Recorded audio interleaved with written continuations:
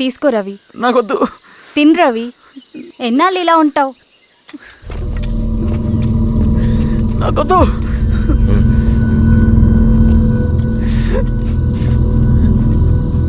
అక్కడ పెట్టేసి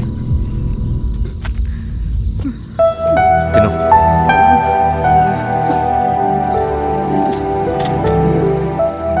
తినకపోతే చస్తావు. నేను చచ్చిపోయినా బాగుండేదన్నా. చేతకానడు పిరుకోడు మాత్రమే ఏడుస్తూ కూర్చుంటాడు. నువ్వు ఏడుస్తూ పిరుకోడని ప్రూవ్ చేయొద్దు. జరిగే యుద్ధాన్ని ఆపేసి అడవి మధ్యలో భౌతికత చెప్పడానికి నేను కృష్ణుడు కాదు, నువ్వు అర్జునుడివి కాదు. మన విప్లవకారులం రవి. మనకి డ్యూటీస్ తప్ప ఎమోషన్స్ ఉండకూడదు. ఈ చేతులు అయ్యా నాకు అన్యాయం జరిగింది అని చెప్పి ఏడ్చే వాళ్ళ కన్నీళ్ళు తుడడానికి, మనకి మనం ఓదార్చుకోవడం కోసం కాదు. ఎన్నిసార్లు గాయపడినా సైనికుడు వెళ్లాల్సింది యుద్ధానికి. సిద్ధంగా ఉండు.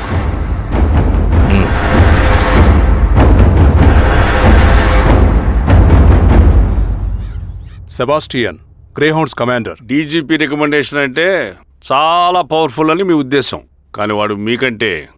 ప్రతిదానికి ఒక స్ట్రాటజీ ఉంటుంది. పావురం కోసం వల వేయాలి, చేపల కోసం గాలం వేయాలి. సింగన కోసం నా దగ్గర ఒక స్ట్రాటజీ ఉంది.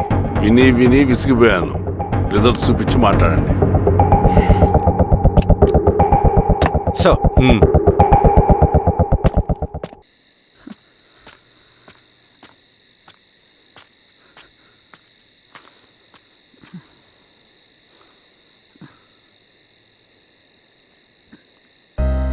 ఏమైపోయావన్నా ఇన్ని రోజులు?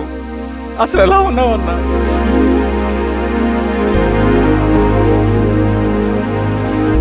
కాఫీ ఇస్తావా? తెస్తాను, తెస్తాను.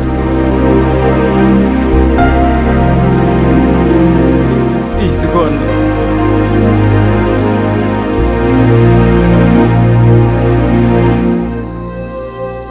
అన్నా, శిరీష గారు నీకేమనేది ఇచ్చారన్నా. శిరీష నా కోసం ఇక్కడికి వచ్చిందా? అవునన్నా, చనిపోయే ముందు ఇక్కడికి వచ్చారన్నా. దేవత లాంటి మనిషి అన్న, అనవసరంగా చంపేశారన్నా.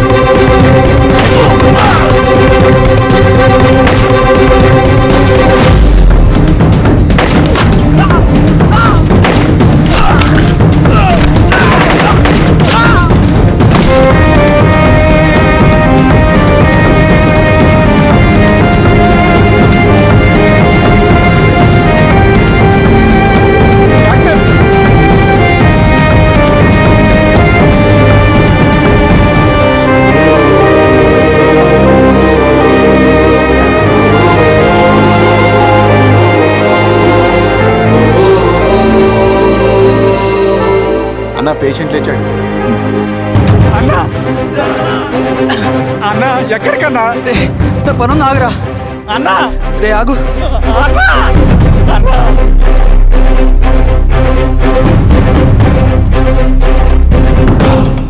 నక్సల్ నాయకుడు సింగన్న లొంగుబాటు ఎంతో కాలంగా శ్రీరామగిరి చుట్టుపక్కల పోలీసులని తీవ్ర ఆందోళనకు గురి చేసిన ప్రజా ప్రతిఘటన దళ నాయకుడు సింగన్న నేడు గ్రేహౌండ్ పోలీసుల సమక్షంలో జనజీవన స్రవంతిలో కలిసిపోయాడు. తన తదుపరి కార్యాచరణ త్వరలో వెల్లడిస్తానని సింగన్న చెప్పారు. సింగన్న సుదీర్ఘ పోరాటం నుంచి అకస్మాత్తుగా జనజీవన స్రవంతిలో కలవడానికి కారణం ఇంకా తెలియాల్సి ఉంది. నువ్వు స్ట్రాటజీ గురించి చెబుతుంటే నేను ఏమో అనుకున్నా. 100 గొడ్లను తిన్న రాబందు గాలివానకే సచ్చిందట. ఆ గాలివాన పేరేంటి తెలుసా? సబాషియన్, సూపర్ సబాషియన్. ఒక్క సుక్క మనోళ్ళ రక్తం చెందకుండా నువ్వు అంత పెద్ద నక్సలైట్ని పట్టుకున్నావంటే బా, నీ స్ట్రాటజీ మామూలు కాదబ్బా. నాకు ఇచ్చిన కమిట్మెంట్ మాత్రం మర్చిపోద్దు సార్.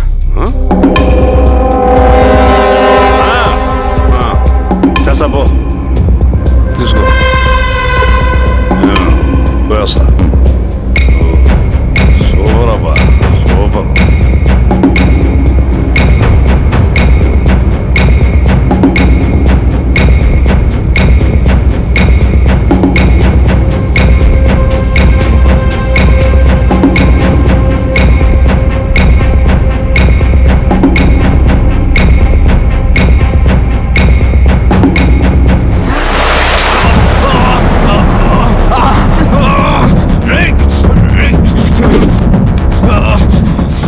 నువ్వు అన్న ఎక్కడ?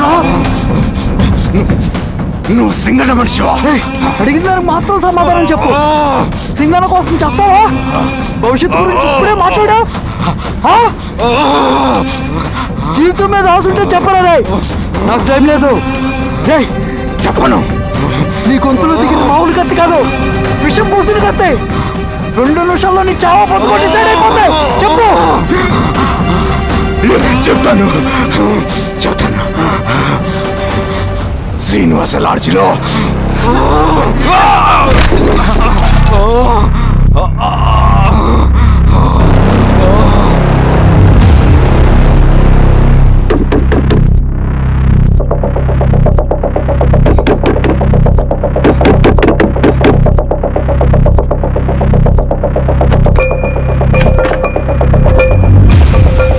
నువ్వేంటి ఇక్కడ? సర్లే లోపల. ఏయ్, ఏంట్రా ఇది?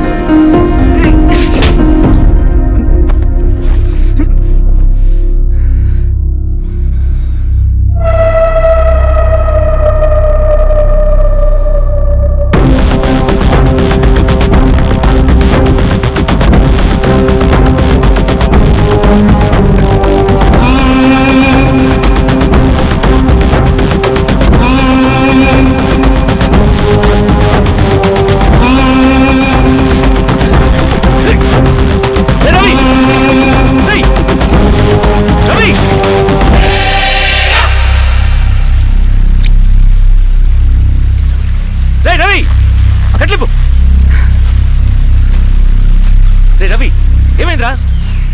వచ్చి కట్లిప్పు. ఏమైందిరా నీకు? కట్లిప్పు.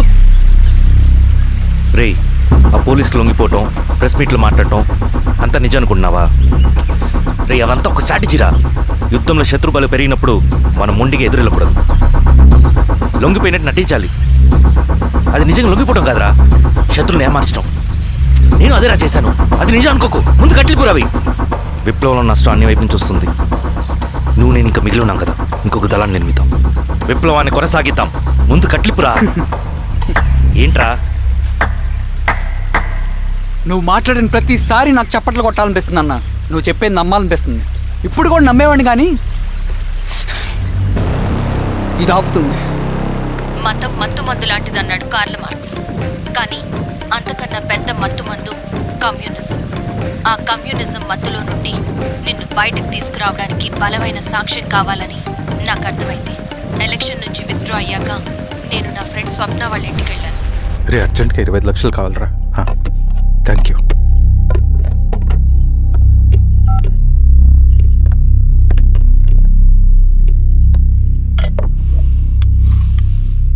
చాలు.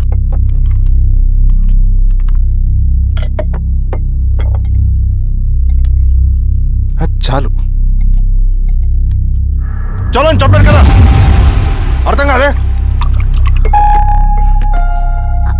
ఏవండి ఏవండి ఏమైంది స్వప్న? నేను గమనిస్తూనే ఉన్నాను, మీరు ప్రశాంతంగా లేరు.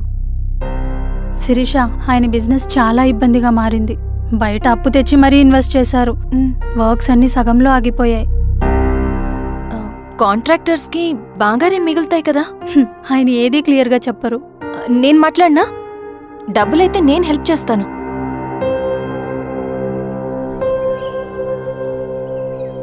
అన్నయ్య, చెప్పమ్మా. మీరు డబ్బు గురించి ఏదో ఇబ్బంది పడుతున్నారని అర్థమైంది. అవునమ్మా, ఈ ఏజెన్సీ కాంట్రాక్టర్ బతికే ఇంత ఏది సాఫీగా ఉండదు. అన్ని వైపుల నుంచి అడ్డంకులే. ప్రజల ప్రయోజనం కోసం బిల్డింగ్లు బ్రిడ్జ్లు కట్టాలి, అడ్డమైన వాళ్ళకి లంచం ఇచ్చుకోవాలి. ఇప్పుడు ఈ నక్సల్స్ ఒకళ్ళు తయారయ్యారు. నా బ్రతుక్కి పని పూర్తయ్యేదాకా ఫండ్స్ లిస్ట్ చేయరు, వీళ్ళేమో పని చేయనివ్వరు. ఏం చేయాలో అర్థం కావట్లేదు. నక్సల్సా? నక్సల్స్కి ఏంటి సంబంధం? అదే కదా సమస్య. బయట ప్రజల కోసం మేము ఉన్నామంటారు, లోపల ఎక్స్ట్రాషన్కి అలవాటు పడ్డారు. ఎవరు కరెక్ట్గా లేరమ్మా. ఎక్కడి వాళ్ళన్నయ్య? పినపాకం మండలం నక్సల్స్ 25 లక్షలు అడిగారు.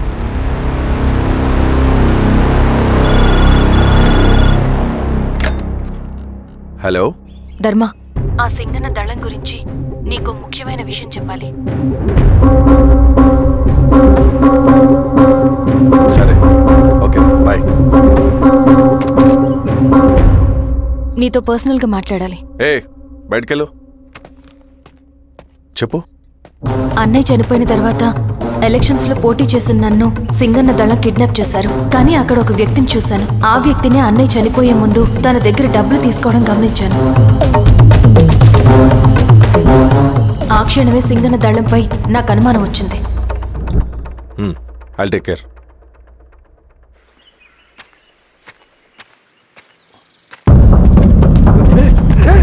భయపడదు, మీ చంద్రుడు మనుషులు. నన్నేం చేయకండి. కూర్చోబెట్టండి. మీకు కావాల్సింది దీంట్లో ఉంది.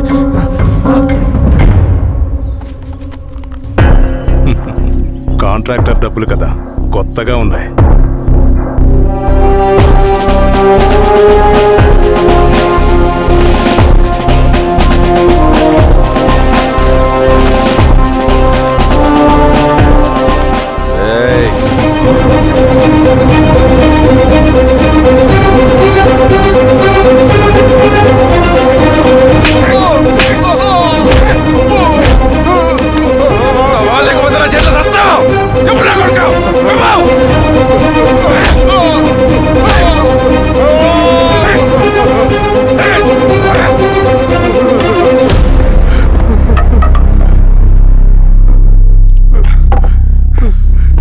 వీళ్ళ అన్న మీదున్న ప్రేమ అభిమానం ముందు మన పోలీస్ లాఠీలు ఓడిపోయాయి.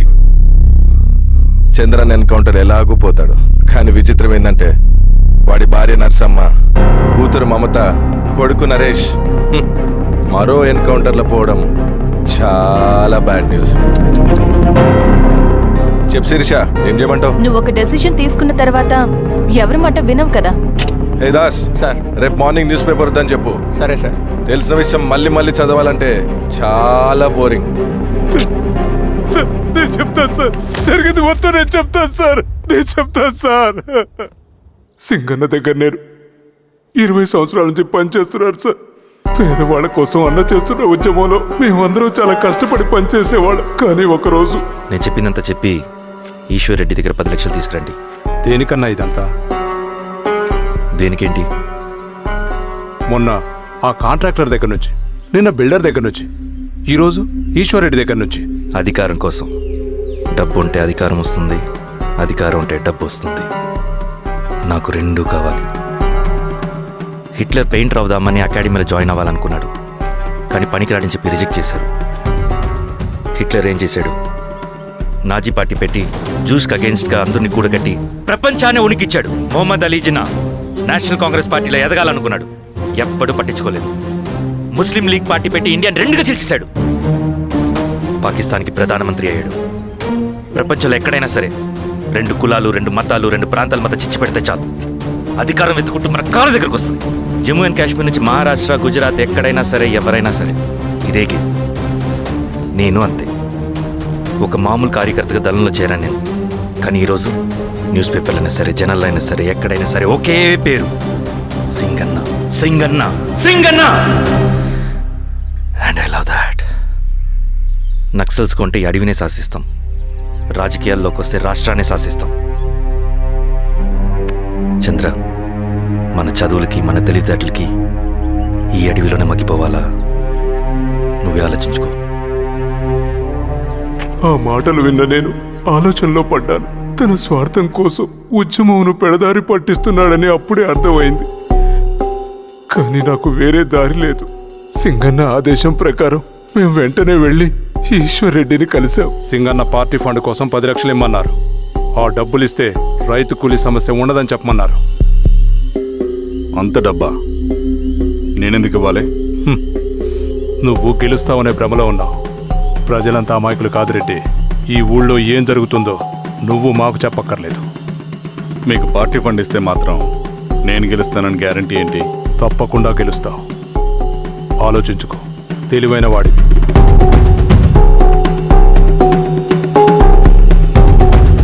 సరే.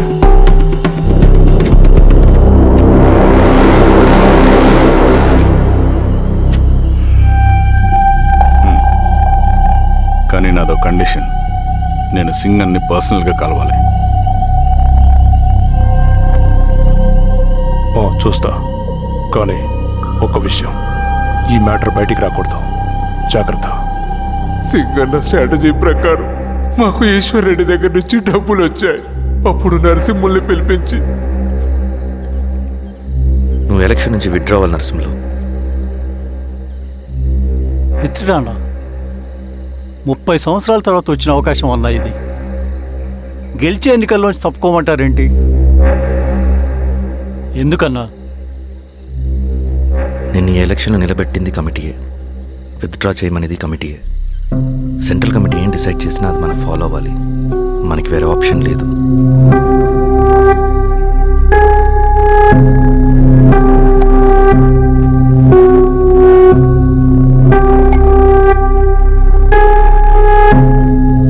నన్ను నమ్ముకుని చాలామంది ఉన్నారన్నా.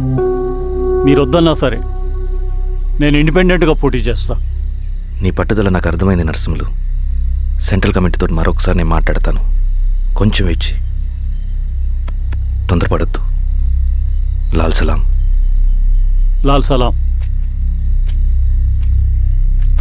తన మాటకి ఎదురు చెప్పిన నరసింహుల్ని క్రూరంగా హత్య చేయించి, ఆ హత్యను ఈశ్వర్ రెడ్డి చేయించాడని అందరినీ నమ్మించి, ఆ తర్వాత ఈశ్వర్ రెడ్డిని కూడా. ఏంటి ఈశ్వర్ రెడ్డి గారు, కలుద్దామనుకున్నాం కానీ ఇలా కలుస్తామనుకోలేదు. ఏంటంత కోపం? ప్రజానాయకుడు నరసింహులు చంపినందుకు నీకు మరణదండనే. ఇంతకీ నన్ను ఎందుకు కలుద్దామనుకున్నావు? నరసింహ చావుకి నాకు ఏ సంబంధం లేదు. నిన్ను కలిసి ఊరు సమస్యలు, ప్రజా సమస్యలు పరిష్కరించు.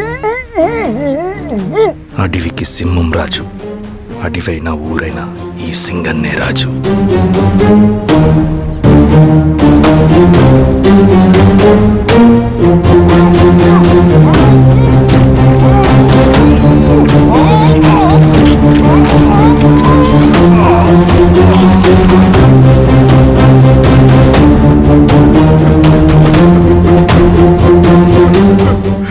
తప్పు చేశావు సార్. మొత్తం సింగన్నే చేశాడు. ఇంకా చెప్పాల్సింది ఏదైనా ఉందా? శిరీష ఆ రోజే చెప్పిందన్నా. ఇన్నాళ్ళ పోరాటంలో ఏం జరిగిందన్నా?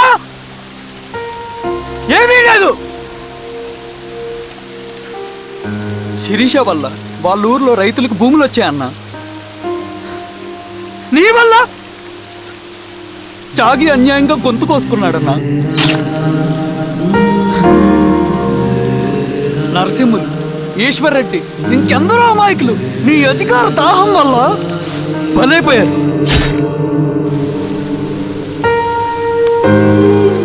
వీరస్వామి, పల్లెనప్పన్, ఇంకెంతో మంది పోలీసులు నీ కుట్రల్లో కాలిపోయారన్నా. ఏంటన్నా,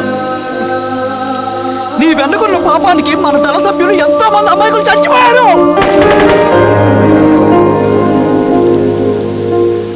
ఆ జనాలు అమాయకులన్నా. నువ్వు మాటలు చెప్పి రెచ్చగొడితే నువ్వేదో సమాజాన్ని ఉద్ధరిస్తావని నీ వెనుకున్నారు.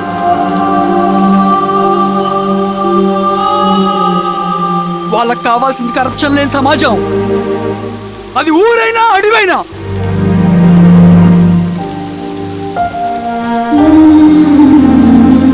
దేవతలాంటి అమ్మాయి అన్న బతికినంతకాలం అందరి జీవితాన్ని బాగు చేసిందన్న.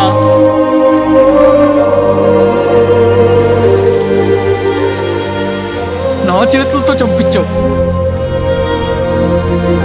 నన్ను మనిషిని కాకుండా చేశావు. ఈ జెండా అడ్డు పెట్టుకుని చేస్తున్న దురాఘాతాలు, ఈ సిద్ధాంతపు ముసుగులో జరుగుతున్న హింస, దోపిడీ, మోసం అన్నీ ఆగాలి, ఆగిపోవాలి.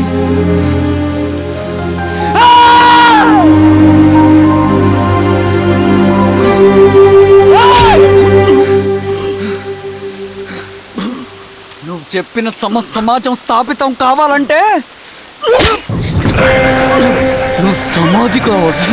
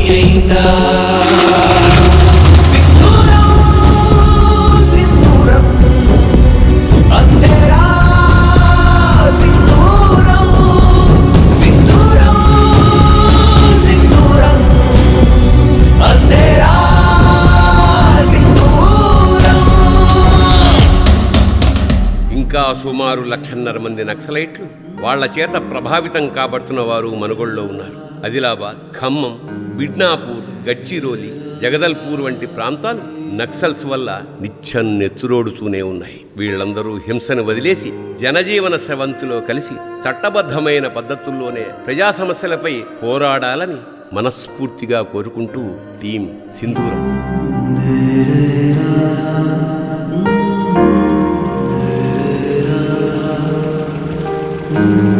Da da da da